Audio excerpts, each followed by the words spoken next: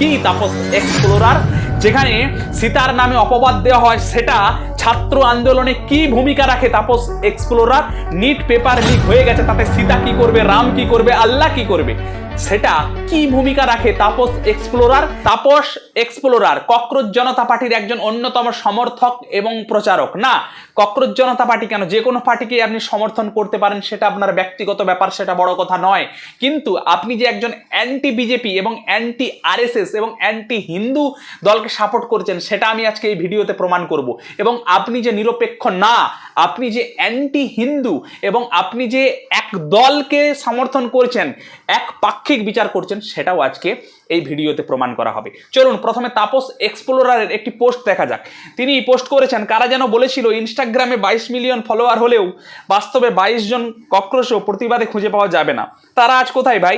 ভুলে যাবেন না, ডাইনোসরের যুগ থেকে আরশোলা এখনো টিকে আছে। চলো দেখা যাক তোমার ওই ককরোচ জনতা পার্টির ফরমার লিডার অভিজিৎ দীপকে, যে একজন অ্যান্টি বিজেপি এবং অ্যান্টি আরএসএস এজেন্ডা নিয়ে প্রথম থেকে চলছে, তার মুখ থেকে আগে শুনে নেওয়া যাক।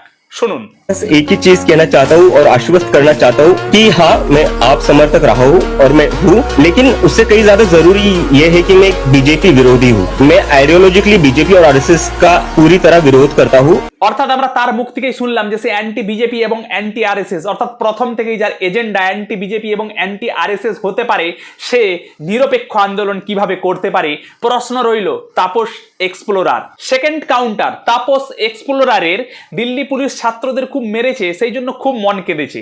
আচ্ছা তাপস এক্সপ্লোরার, আপনার কাছে একটা প্রশ্ন, এই স্টুডেন্টদের যখন দিল্লি পুলিশ মারে, সেখানে যেমন আপনার মন কাঁদে, সেখানে কেরালা পুলিশ মারলে বা পাঞ্জাব পুলিশ মারলেও কি মনটা কাঁদতো? তাহলে আপনি শুধুমাত্র দিল্লি পুলিশকে হাইলাইট করলেন কেন? কেরালাতে যখন স্টুডেন্ট প্রোটেস্ট হয়েছিল, তখন কেরালার পুলিশ তাদের উপর ওয়াটার ক্যানন গান দিয়ে তাদের সরিয়ে দিয়েছিল, তখন আপনার মন কাঁদে না? আচ্ছা বাদ দিন, পাঞ্জাব পুলিশ যখন এই যে মহিলাদের যারা কাজ করছে তাদের বেতনের জন্য তাদের কাছে প্রোটেস্ট করেছিল, তখন একজন মহিলাকে পুলিশ কিভাবে ডান্ডা দিয়ে পেটাচ্ছে, তখন আপনার মনটা কাঁদেনি?